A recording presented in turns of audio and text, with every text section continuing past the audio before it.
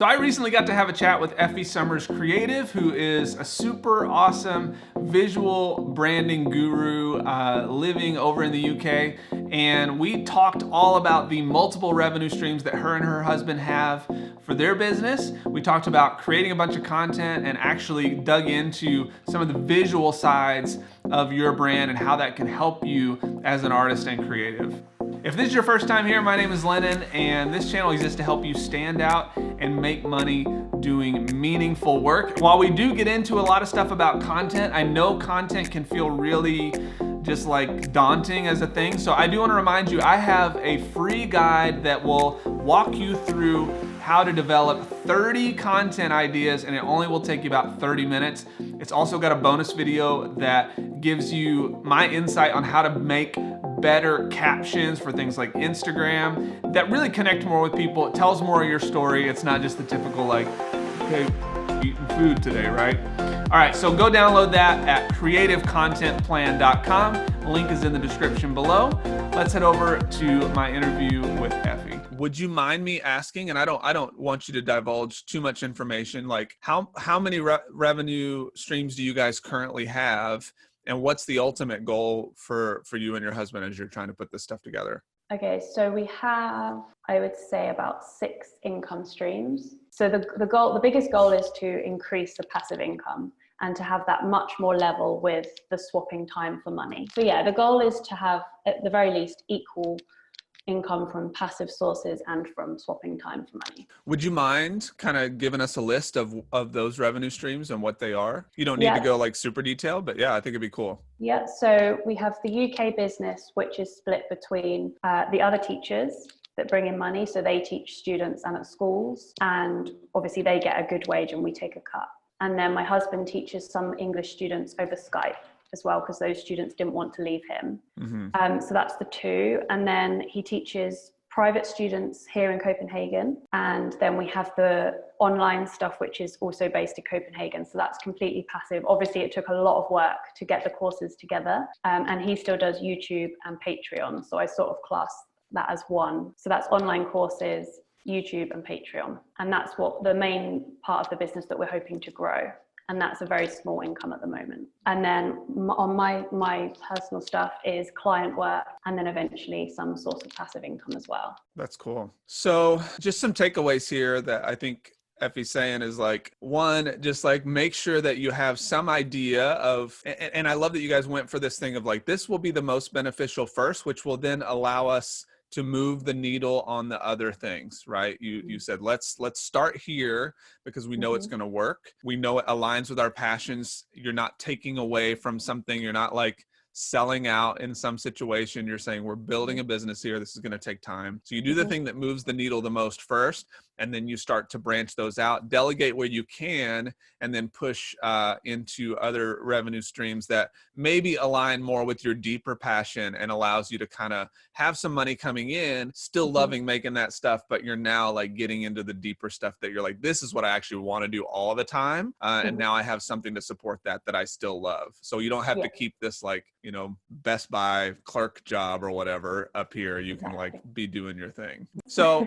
I do want to ask you, because I think it would be stupid not to, like, tell me what, you know, give me some ideas for visual artists, photographers, like musicians, whomever, you know, as they're starting to develop their online look, like what do you feel like really affects the viewer the most when they're coming in and they see something? Where could they start to align their visual aesthetic to make sure that it impacts the viewer the way it needs to? I think there's 2 main points that I would say is, one is be consistent. So make sure that your social media profile pictures and headers are the same or within the same theme on every platform. So when someone finds you on YouTube, they know straight away that that's you that they've seen on Instagram. And the other one is be authentic. So it's got to come from you.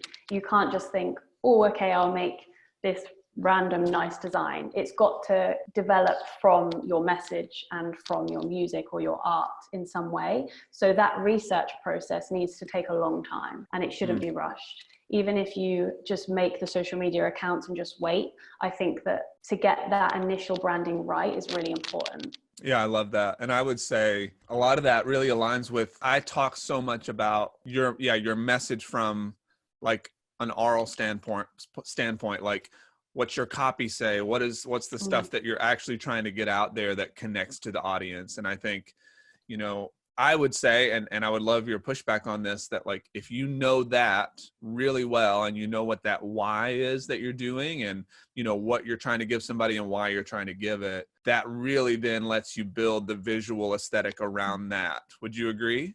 Yeah, definitely. You need your why, I think, before you even make a social media account. Like, and I think nothing will happen for you until you have that why. You have to have that thing that is yours, and that thing can change and develop over time. Like, that's okay. You don't have to be like, oh, I've got one thing that I need to decide on. You need the why. You need to be excited and passionate and know you can serve people in that way before you do anything else.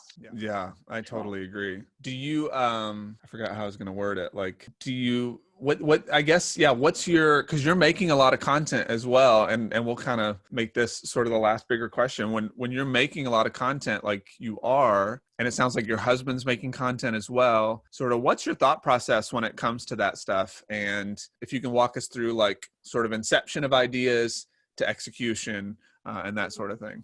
And so I look at similar channels. I look at the people who are commenting and the sort of questions and problems that they have. So if there's one question that keeps coming up, I have noticed some people on other videos asking about like the visual side, but more specifically, if they have questions, I sort of jump on them and think, okay, so that's something that people definitely need help with. I also do polls on Instagram.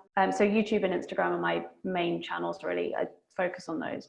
So I do polls on Instagram asking, what are you struggling with, to get ideas. So cool. Well, I just want to say thanks so much for doing this. Like, it means so much. I think you're brilliant and I love what you stand for and what you're doing. And it won't be long before we're all just running this place. We're going to be helping a ton of people and it's going to be amazing because what I love is that, you know, the internet is full of all these people like you who are out there doing the deal, and you're, and no, like, in the grand scheme, like nobody knows who you are. And we get so caught up, and I mean that in like the nicest way. Like, we get so caught up in the people that have 100,000, 1 million followers, and we feel like that's the thing, but that's not the thing. The thing is like serving a small audience really, really well in a way that allows you to make a living doing the thing that you actually care about. I just stand by that 1,000%.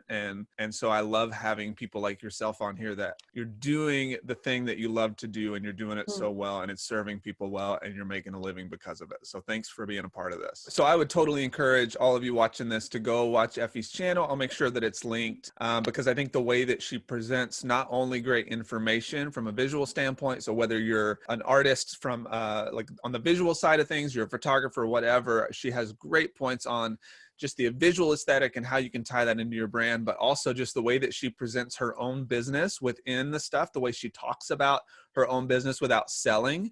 I think there's a lot to be learned there that you guys could take away. And Effie, thank you so much again. No, thank you. It's been fun. Great. Okay.